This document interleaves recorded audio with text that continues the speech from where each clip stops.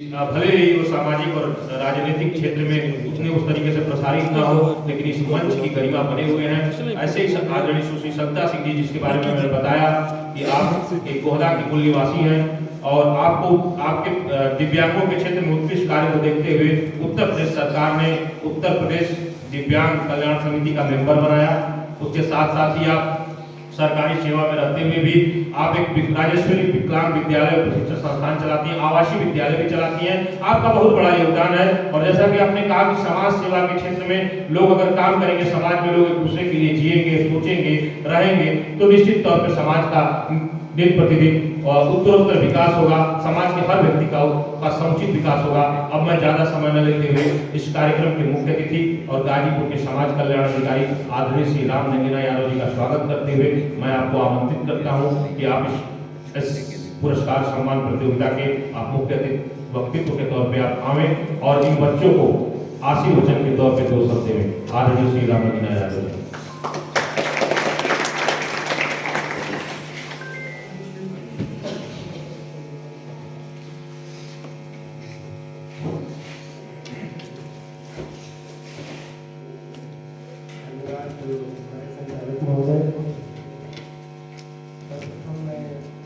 जो कार्यक्रम हुआ है उनको मैं अपनी तरफ से श्रद्धा सुमन अर्पित करता हूँ और मैं आज के दिन विशेष रूप से आभारी हूँ अजय तिवारी सर का, जिन्होंने बहुत ही अच्छे कार्यक्रम में हमको आमंत्रित किया, अवसर प्रदान किया कि आप लोगों के बीच में आ सकें। जो हमारे सामने गार्जियंस बैठे हुए हैं उनका भी, जो बच्चों का, जिन बच्चों ने अपने आप में उत्साह दिखाया है आगे बढ़ने का, सबका हार्दिक स्वागत और अभिनंदन है। और इस हमारे मंच पे आसीन जो हमारे साथी हैं उसमें परम आदरणीय हमारी सविता मैम, हम लोग जो भी चीज़ें, मैं तो आपके साथ लगभग हमारी, जैसा मैम ने कहा, रोज मुलाकात होती है, हमारा उनका ऑफिस अगल बगल है। हम लोग ये चीज़ जो चीज़ सोचते रहते हैं कि हम ये करें, हम वो करें, हम गरीबों के लिए काम करें, उस चीज़ को करके मैं पूरा कर रही हूँ। हम लोग भी उनसे सीख करके प्रयास करते हैं कि शायद कोई दिव्यांग बच्चा हो, गरीब बच्चा हो, कोई दिव्यांग हो, उसकी पेंशन चली जाए या उसका भला हो जाए। इसी तरह से जो मंच पे बैठे हुए हैं माधव मिश्र जी, इनको मैं गंगाधर सरोवर कई बार सुन चुका हूँ और आज हमारे विशेष सौभाग्य है कि उनके साथ बैठने का हमें अवसर मिला। उनका हार्दिक स्वागत और अभिनंदन है। और हमारे मित्र अजय तिवारी जी की जो धर्मपत्नी है उनका भी हार्दिक स्वागत और अभिनंदन है। हमारे सामने बैठे हुए हमारे मित्र जो इसे मिलवाने का प्रयास किया है, रंजन सर, बच्चन भैया, हमारे अधीक्षक साहब, तमाम लोग जो इस कार्यक्रम में शामिल हैं, सबका मैं हृदय से आभारी हूँ कि आप लोगों ने हमें यहाँ पे आने का अवसर प्रदान किया।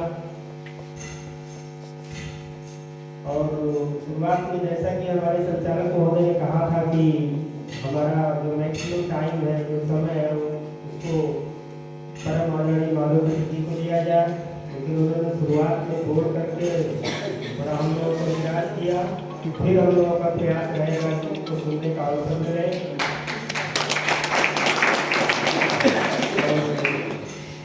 जैसा कि एक चीज उन्होंने कहा था, हमारे अंदर मनुष्य और पशु में जो अंतर होता है वो संवेदना होती है।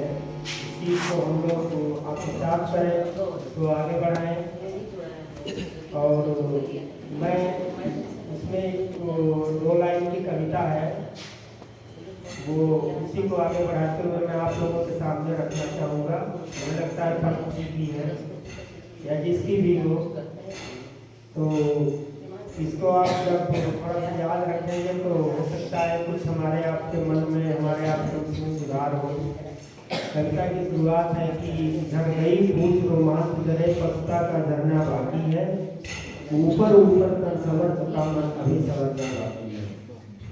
और इसी क्रम में हम एक चीज और जोड़ना चाहेंगे कि जो हमें मानव जीवन मिला हुआ है, मेरी समझ से मैंने कि कहीं से पढ़ा हुआ या कोई चीज अध्ययन किया हुआ नहीं बोल रहा हूँ। रोज रोज हमारे आसपास जो परिस्थितियाँ गुजरती हैं उसी से मैं बोल रहा हूँ। तो जो मानव जीवन हमें मिला हुआ है, हमें लगता है कि अंतिम अवसर है, और उस अंतिम अवसर का एक टाइम पीरियड है हमारे पास कि हम 60 साल जिएंगे, 70 साल जिएंगे, 50 साल जिएंगे, 20 साल जिएंगे। तो हमें इस अवसर को जाने नहीं देना चाहिए। जैसे कल क्या होगा हमें किसी को पता नहीं है, हम तमाम तरह के प्लान्स बनाते हैं कि हम कल ये करेंगे, परसों वो करेंगे। तो हम आज का प्लान बनाए, हो सकता है कल का टाइम हमारे पास ना हो, तो शायद हम अपना जो मानव जीवन है इसको हम सार्थक कर पाएंगे। और इसमें हम जिस स्टेज पे खड़े हों, चाहे हम बच्चे के रूप में खड़े हों, चाहे हम किसी बच्चे के माता पिता के रूप में खड़े हों, चाहे किसी गार्जियन के रूप में खड़े हों, चाहे शिक्षक के रूप में खड़े हों, चाहे समाज सेवी के रूप में खड़े हों, तो हमें उसकी शुरुआत वहीं से कर देनी चाहिए। क्योंकि हमें लगता है कि जो समय मिला हुआ है वो लिमिटेड है, और उसी में तो हम प्रशिक्षण में गए हुए थे, तो हमें बताया गया कि जो टाइम मैनेजमेंट के सबसे बड़े गुरु आज तक हुए हैं, उसका नाम उन्होंने दिया था, शायद आप लोग नहीं मानेंगे। उसको कहा था मतलब जो हमारे प्रशिक्षक थे, उन्होंने कबीर साहब का नाम दिया था।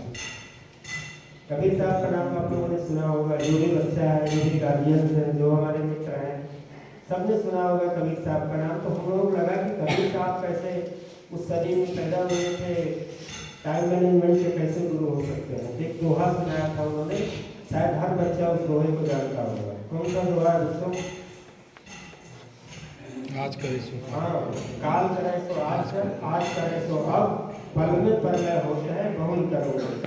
तो हमें चाहेंगे कि किसी दिन आप इस पे मंथन करो कि कोई भी काम हमें लगता है कल में नहीं हो सकता है। लास्ट स्टेज उनका जो स्टेप है वो कहता है कि पल में तो प्रलय हो जा रहा है, तो आप कैसे करोगे इस काम को? कल भाई किसी काम को आपको करना है, या तो 5 तारीख में करोगे या तो 6 तारीख में करोगे। कल के लिए अगर आप इसको कह रहे हो तो कल तो फिर आपका 7वां तारीख हो जाएगा। जैसे आप उसको एक्सटेंड कर रहे हो उस टाइम को, आप कहेंगे कल करेंगे, कल का मतलब मान लीजिए आज 5वीं तारीख है, कल 6वीं तारीख हो जाएगी, कल फिर पहुँचोगे आप तो कहोगे कल करेंगे, फिर तो 7वीं तारीख में चला गया। तो हमें नहीं लगता है कि अगर आप इसको बढ़ाते हो कि कल करूँगा तो वो टाइम कभी आने वाला है। कोई भी टाइम, कोई भी वर्क जो होता है वो जिस समय होता है वही उसका टाइम है, कल में नहीं होता है। मेरी अपनी सोच है, मैं व्याख्या कर पा रहा हूँ नहीं कर पा रहा हूँ वो अलग चीज़ है, लेकिन मेरी ये सोच है कि जो भी काम हम करते हैं प्रेजेंट में करते हैं वो कल में नहीं होता है। ये सारी चीज़ें हैं। तो दूसरी बात, ये बच्चों के पढ़ने का, प्रतिभा का या उनका जो सम्मान है उसका उदाहरण है। मेरे पास कुछ बच्चे आते हैं, मेरे यहाँ से काफ़ी टीम्स हैं, 15-20 टीम्स हैं, मैं रोज़ यही काम करता रहता हूँ, मैं जानती हैं। तो ये सारी चीज़ें आप जो भी कर रहे हो या हम कर रहे हैं, तो वो सारी चीज़ें आप सीखेंगे, करेंगे जैसे, तो आपके जीवन में निरंतर एक सुधार होता चला जाएगा। और जहाँ तक पढ़ने का सवाल है, जैसे बच्चे MBBS देते हैं, नीट देते हैं ना, जैसे जो बच्चा सरकारी स्कूल में एडमिशन ले लेता है तो उसकी फीस हमें लगता है 50,000 1 लाख रुपया होती है, और जिस बच्चे को प्राइवेट मिलता है उसकी फीस 1 से 1.5 करोड़ रुपए तक होती है। तो जब आप अपनी किताब कापी लेकर बैठते हो तो आपको ये ध्यान होना चाहिए कि हम अगर इस काम को कर लेंगे तो हम 1.5 करोड़ का काम करेंगे ना। अगर आप अपनी मेहनत से उस एग्जाम को क्रैक कर ले रहे हैं तो आपने कितने का काम किया, 1.5 करोड़ का, 2 करोड़ का। आगे तो उसके प्लस माइनस छोड़ दीजिए। जब इतना बड़ा काम है तो उतनी मेहनत हमारी होनी चाहिए। और तमाम बच्चों को हम ये बताते हैं, जैसे हमारे यहाँ दूल्हे की कोचिंग चलती है, जिससे साइंस के बच्चों का वो होता है, उसमें भी जाने का हमें अवसर मिलता है। हम लोग बहुत अच्छे वक्ता नहीं है, लेकिन हमारा पास कम से कम ये अनुभव है, एक उदाहरण है कि नहीं, पढ़ाई से कुछ भी हो सकता है। तो वहाँ पे बच्चों को हम कहते हैं, जैसे बच्चियाँ हैं, उन्होंने पढ़ाई शुरू की, तो बच्ची लास्ट तक जाते जाते मान लीजिए कि वो IAS, PCS, डॉक्टर, इंजीनियर नहीं बन पाएगी, लेकिन उसका बच्चा बन सकता है, अगली जनरेशन उसकी बन सकती है। एक पढ़ी लिखी माँ अपने बच्चे को आप पीछे जाएंगे तो आपको लगेगा कि जो भी महापुरुष है या जो भी हमारे डॉक्टर्स हुए हैं, इंजीनियर हुए हैं, जो समाज में सफल है, कहीं न कहीं उनके माता पिता का उसमें योगदान है। उसके उदाहरण हम लोग भी हैं, आपके सामने खड़े हैं। जो भी हमारा पिछला जीवन था, जो भी सुविधाएं थी, जो हमें था नहीं था, कुछ भी नहीं था, यहाँ आज बैठे हुए हैं कि आपके सामने हम बोल पा रहे हैं, ये सारी बातें हैं। तो आप लोगों को इस चीज़ को सीखना चाहिए कि जो आप कर रहे हैं उसको अच्छे से करें। कई दिमाग में विचार जो है घूम रहे हैं, किसी से ये भी लगा हुआ है कि आपके पास भी टाइम नहीं है, हमारे पास भी टाइम नहीं है, भागना है। लेकिन फिर भी मैं आज के दिन ये कहना चाहूँगा कि अगर आप किसी भी चीज़ को सच्चे मन से प्रयास करेंगे तो परिस्थितियाँ पॉजिटिव होती जाती हैं। उसके एग्जाम्पल सब लोग खुद हैं, हमारे समाज में जो लोग आगे बढ़े हैं वो लोग खुद हैं, लेकिन प्रयास आपको करना पड़ेगा। जब आप प्रयास करते हैं तो आपके आसपास कोई न कोई ऐसा आ जाता है जो आपको सहयोग करेगा। हमारा मानना है कि भगवान के लेकर के नहीं आएंगे, लेकिन इंसान बन के आएंगे। और जब आप उस चीज़ को, किसी चीज़ को आगे बढ़ाएंगे तो वो आकर के कोई न कोई आदमी आपकी सहायता करेगा। आपका गुरु हो सकता है, आपका मित्र हो सकता है, आपका पड़ोसी हो सकता है, आपके माता पिता हो सकते हैं, लेकिन शुरुआत आपको करनी पड़ेगी। ये ढेर सारी बातें हैं। और आज के दिन हम जो भी हमारे यहाँ पे सामने उपस्थित गार्जियंस हैं, उनसे हम ये उम्मीद करेंगे कि जो भी आपके बच्चे हैं उनको आप पॉजिटिव अप्रोच दें, उनको पढ़ाएं। अब हम लोग अपनी बात कहना चाहेंगे तो ये हो सकता है कि जो भी गार्जियंस बैठे हैं वो मैक्सिमम लोग हमारे माता पिता से बेहतर रहे होंगे या बेहतर हैं, या तो हम लोगों के पास आर्थिक संसाधन थे या कुछ भी था, जो भी था नहीं था, लेकिन आप लोग बेहतर हैं। तो अगर आप लोग अपना पॉजिटिव अप्रोच रखेंगे तो जो भी आपके बच्चे हैं वो बहुत आगे बढ़ेंगे। इसी बात है, लेकिन अब यह है कि समय कम है, बच्चे दूर से आए हुए हैं, और हम कोई भी किसी बच्चे को अगर हमारे विभाग में तमाम योजनाएं चलती रहती हैं, एक मुख्यमंत्री अभ्युदय योजना चलती है, उसमें सरकार फ्री में JEE नीट की, सिविल सर्विसेज की सारी योजनाओं का, मतलब सारी परीक्षाओं का तैयारी कराती है, कुछ भी नहीं लगता उसमें। टैबलेट वगैरह भी बच्चों को दिया जाता है, गरीब बच्चों को। तमाम हमारी स्कॉलरशिप की स्कीम्स हैं वो बच्चों को नहीं पता है, जो बच्चे इंटर पास करते हैं, किसी मेडिकल में, किसी और कोर्स में अगर वो प्रवेश लेते हैं तो उसका एडमिशन फी सिर्फ कार्ड में होता है, उसकी कोई फीस नहीं लगती है। बच्चा ऑनलाइन जाएगा, अपना फीस कार्ड जनरेट करेगा, उस जनरेट से ऑटोमेटिक उसकी फीस जमा हो जाएगी। बाद में सरकार द्वारा जो है उसकी फीस ऑटोमेटिक उस खाते में पोस्ट कर दी जाएगी। बहुत सारी स्कीम्स हैं, बस आपको पढ़ने की ज़रूरत है। फीस देने का जिम्मा हमारा पूरा विभाग ले रखा है, चाहे आप मेडिकल करो, यहाँ तक कि हमारे विभाग में ऐसी स्कीम लॉन्च हुई है कि बच्चा विदेश में भी जाकर पढ़ना चाहे तो उसकी फीस हमारी सरकार देती है। तमाम बच्चियाँ हमारे यहाँ, हमारे भी अधीक्षक साहब बैठे हुए हैं, वो आश्रम पद्धति विद्यालय चलते हैं, उसमें कक्षा 6 से 12 तक बच्चियों की शिक्षा होती है। बच्चियों को तैयार करते हैं, बच्ची पास हो गई तो मेडिकल की फीस देंगे। लेकिन ये है कि पढ़ना आपको पड़ेगा। ढेर सारी बातें हैं, सारी चीज़ें हम इस समय संक्षिप्त समय में नहीं कर सकते, लेकिन फिर भी तमाम चीज़ें हैं, आप कहीं भी जा करके उसको सर्च करें, उसका लाभ लें, आगे बढ़ें। अगर आप आगे बढ़ने का भरोसा रखते हैं तो हमें नहीं लगता है कि संसाधन और समय और कोई ऐसी परिस्थितियाँ आगे आएंगी।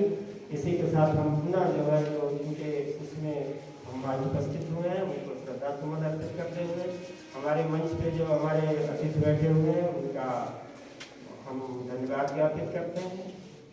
हमारे सामने हमारे जो भी बैठे हुए हैं सब लोग मित्र हैं। आज हम लोग एक दूसरे से मुखातिब हुए तो शायद एक दूसरे को जान जाएंगे, एक दूसरे के सहयोगी हैं, मित्र हैं। जहाँ भी आप लोग हम लोगों से किसी चीज़ की उम्मीद करेंगे उसके लिए हम खड़े रहेंगे। बहुत बहुत धन्यवाद। जय हिंद।